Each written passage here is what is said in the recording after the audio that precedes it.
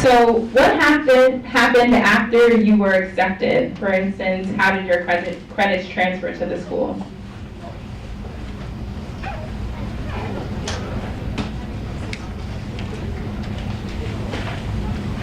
So Brooklyn College is something very interesting. When I transferred, they actually sent me an email and said that we have a transfer evaluation event happening, and it's pretty much a big room like this where each department was situated at a table, and it was my job to find the classes based on the transfer evaluation that I received in the mail.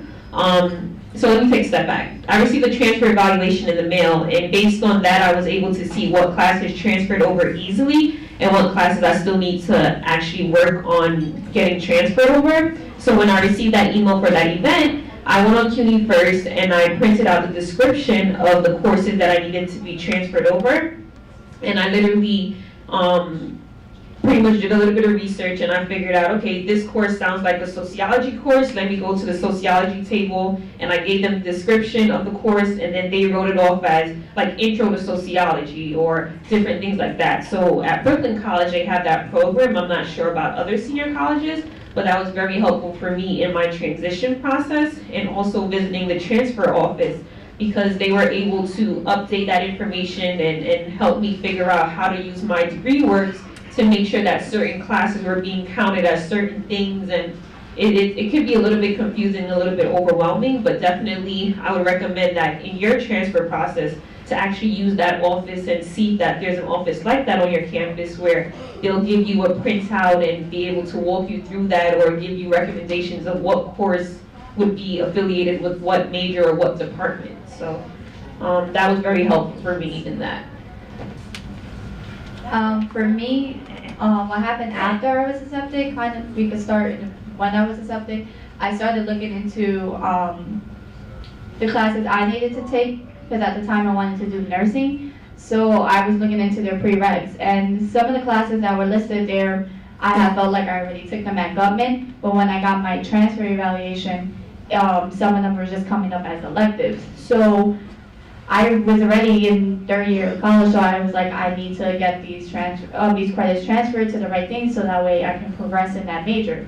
So it took a lot of going around with my syllabuses from Guttman to the departments, asking them like, hey, I took this and I think it's equivalent to the class that you have here. It took a lot coming back to Guttman to see if they had any connections to Hunter to say like, hey, our students took this, we think it's valuable for your class over there. So it was a lot of back and forth my first semester, and I wasn't alone because I had other Guttman students there doing the same thing. They wanted their credits to be, you know, not electives, taken as real classes. So it was a lot of back and forth, and it took like maybe my end of my first years to get some of the credits that I needed to qualify for like the major and stuff. But I think the main thing out of like once you step into your new school is you have to learn how to advocate for yourself and go around and not be afraid to speak up for yourself, because if you don't say anything, they're not going to know that you took an intro to sociology class here and you want it to count as their intro, so that way you can, you know, mark that off depending on your major and stuff. And then another thing that I found out once you're like accepted into the senior college, if you're coming in with your 60 credits, you have to kind of declare a major in order to, if you're receiving TAP. So that was like another like crazy thing going on. I had to find a major, and since I did liberal arts, like I had to see what counted as like just like a 10th major and take one class there, so that way I can keep getting my full financial aid.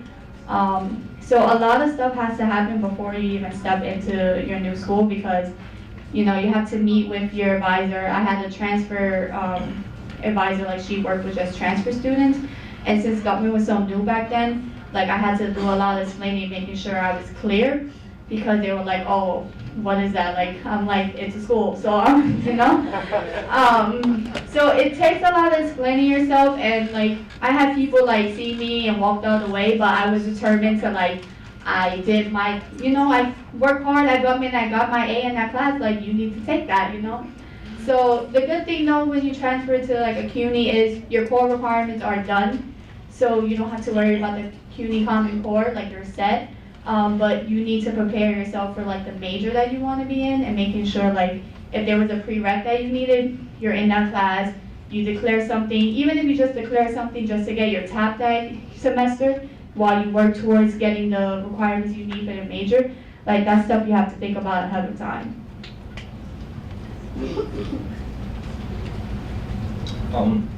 After I was accepted, they asked you to send in your updated transcript, and so I did. And so you were able to see it on DegreeWorks, what credits they take and what they didn't take.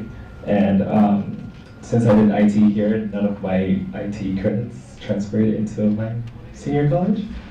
And so I just had to take the foundation classes that they have at New Paltz. So one thing I would say is that make sure you send in your last transcript that has the degree awarded, so that you don't have to take the GEs. And yeah, that's it.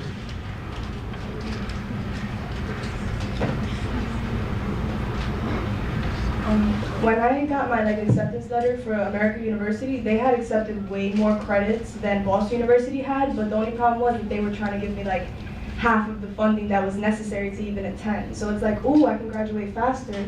However, I need to figure out where I'm gonna get $40,000. But then when they sent their transfer, they just basically denied the whole first year experience. They did not understand the value of it. It is an awesome experience. I understand no, let me stop. But they didn't accept it.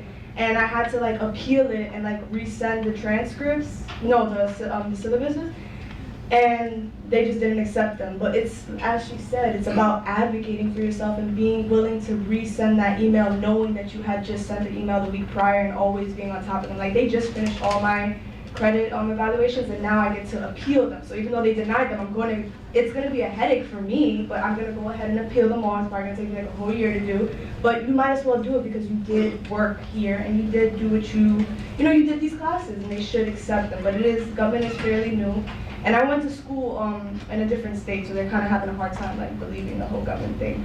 But as they said, I received a transfer credit evaluation. I also had DegreeWorks to help me, understand what the hell was happening, but a lot of it was blanket credits. These are 3 credit classes, and sometimes senior colleges do 4 credit. So just if you're willing to work around these things to continue, as she said it was very important for her to finish in 2 years.